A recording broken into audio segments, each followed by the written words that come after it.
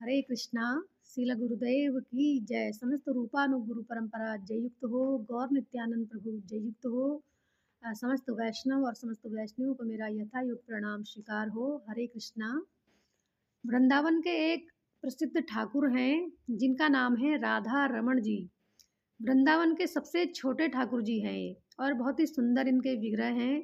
कहते हैं गोपाल भट्ट जी ने, जो कि हमारे षट गोस्वामियों में आते हैं, ये षट गोस्वामी जिन्होंने वृंदावन की लीलाओं का प्रकाश किया, उन्हीं में गोपाल भट्ट जी आते हैं। गोपाल भट्ट जी ने शालिग्राम शिला से ये ठाकुर जी प्रकट किए। एक बार चैतन्य महाप्रभु दक्षिण भारत की यात्रा में कीर्तन करते करते दक्षिण भारत की यात्रा में पहुँचे। यहाँ पर इन्होंने, गोपाल भट्ट जी के पिता का नाम था वेंकट भट्ट, और उनके 3 भाई थे। ये तीनों वहाँ पर रंगनाथ जी की सेवा करते थे। वहाँ पर चैतन्य महाप्रभु संकीर्तन करते करते पहुँचे, और वहाँ पर इन्होंने चातुर्मास बिताया था। तो गोपाल भट्ट जी ने इनके सानिध्य में बहुत सी कथाएँ सुनी थी, भगवान की भक्ति की महिमा सुनी थी, और चैतन्य महाप्रभु इनको अपना भक्ति का प्रसाद देकर वहाँ से चले आए। तो गोपाल भट्ट जी इनके साथ जाना चाहते थे, लेकिन चैतन्य महाप्रभु ने बोला कि अभी तुम्हारे माता पिता जीवित हैं, इसलिए अभी तुम उनकी सेवा करो। उसके बाद जब इनका स्वर्गवास हो जाएगा तो उसके बाद तुम वृंदावन चले जाना। तो गोपाल भट्ट जी के माता पिता का जब देहांत हो गया था, तो उसके बाद ये वृंदावन चले आए। वृंदावन में ये रूप गोस्वामी, सनातन गोस्वामी इनके सानिध्य में रहकर जो है भगवान की सेवा करने लगे। वहाँ पर रूप गोस्वामी ने गोविंद देव जी प्रकट किए थे, और सनातन गोस्वामी जी मदन मोहन जी की सेवा करते थे। ये गोपाल भट्ट जी इनके साथ मिलकर सेवा करते थे। तो काफ़ी समय हो गया। गोपाल भट्ट जी के मन में इच्छा हुई कि मेरे भी ठाकुर जी हो।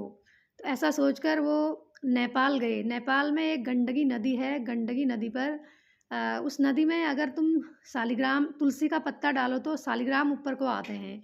तो ये यात्रा करने के लिए वहाँ गए, नेपाल गए, और नेपाल से इन्होंने गंडकी नदी में स्नान किया। तो इनका जो कमंडल था, कमंडल में 12 शालिग्राम आ गए। उसके बाद इन्होंने सारे जो शालिग्राम थे नदी में दोबारा फेंक दे। तो उसके बाद फिर इनके कमंडल में, या कहते हैं, कोई कहता है हाथ में आए, कोई कहता है कि कमंडल में आए, तो इनके हाथ में फिर से 12 शालिग्राम आ गए। तो इस प्रकार 2-3 बार ऐसा हुआ। तो उसके बाद इन्होंने सोचा कि भगवान शायद मुझसे इतने शालिग्रामों की सेवा लेना चाहते हैं। तो ये सारे 12 के 12 शालिग्रामों को लेकर वृंदावन आ गए। वृंदावन में इनको शालिग्राम वाले बाबा कहकर पुकारने लगे थे, और पूरे वृंदावन में ये बहुत मशहूर हो गए थे, क्योंकि इनका जो ज्ञान था वो भी बहुत ज़्यादा था, और भक्ति में भी ये बहुत उच्च श्रेणी के भक्त थे। तो ये अपने गले में लटकाकर 12 शालिग्रामों को लेकर जाते थे। तो सभी लोग इनको 12 शालिग्राम वाले बाबा कह के पुकारते थे। एक बार क्या हुआ, दीपावली का समय था। सभी लोग अपने-अपने मंदिरों की जो है भगवान के वस्त्रों की तैयारी कर रहे थे दीपावली की। तो एक सेठ वहाँ पर आया था। तो सेठ हर मंदिर का, जैसे मदन मोहन जी, गोविंद देव जी, बांके बिहारी, ऐसे सभी मंदिरों के जो है उन्होंने वस्त्र बनाए थे विग्रहों के। तो सभी अपने भगवानों को सजाने की तैयारी कर रहे थे। तो गोपाल भट्ट जी को बड़ा वो लगा कि मेरे ठाकुर जी तो गोल-गोल से हैं शालिग्राम, मैं कैसे इनका श्रृंगार करूँ? तो बड़ा दुखी हो गए। तो ये अपने शालिग्रामों को नीचे रखकर, मंदिर में रखकर जो है विश्राम करने लगे। तो इनको जब ये सुबह उठकर इन्होंने देखा, तो इनके जो, क्योंकि रात भर रुदन कर रहे थे, रुदन करते-करते सोच रहे थे कि मेरे भी काश विग्रह होते तो मैं भी उनको उनका श्रृंगार करता, ऐसा इनके मन में भाव आता था। हमेशा ऐसे ही रोदन करते थे। तो जो ये शालिग्राम इन्होंने रखे थे, उन 12 शालिग्रामों में से एक शालिग्राम में से राधा रमण जी प्रकट हो गए। बोलो राधा रमण की जय।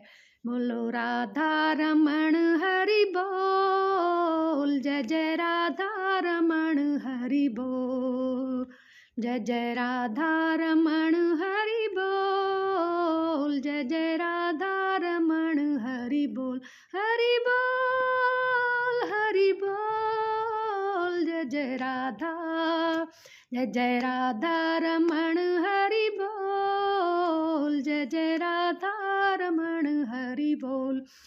तो इस प्रकार से राधा रमण जी प्रकट हुए। राधा रमण जी के प्रकट होने के बाद रूप गोस्वामी, सनातन गोस्वामी, सभी जितने भी वहाँ पर वृंदावन के जितने भी गोस्वामी थे, जितने भी भक्त लोग थे, संत लोग थे, सभी वहाँ पर आए कि शालिग्राम से जो है राधा रमण जी प्रकट हो गए हैं। उसके बाद वहाँ पर खूब संकीर्तन हुआ। तो इस प्रकार से हमारे राधा रमण जी प्रकट हुए। राधा रमण जी का मंदिर वृंदावन में निधिवन के पास ही है। जब भी आप लोग कोई वृंदावन जाओगे तो राधा रमण जी के दर्शन ज़रूर करना, क्योंकि ये साक्षात प्रकट विग्रह हैं, किसी के द्वारा बनाए नहीं गए हैं, किसी ने नक्काशी नहीं करी है, ये स्वयं प्रकट हुए हैं शालिग्राम से। आगे से ये प्रकट हैं, पीछे से शालिग्राम, इनकी जो पीठ है शालिग्राम की तरह है। तो आप ज़रूर दर्शन करने जाइएगा। तब तक के लिए हरे कृष्णा।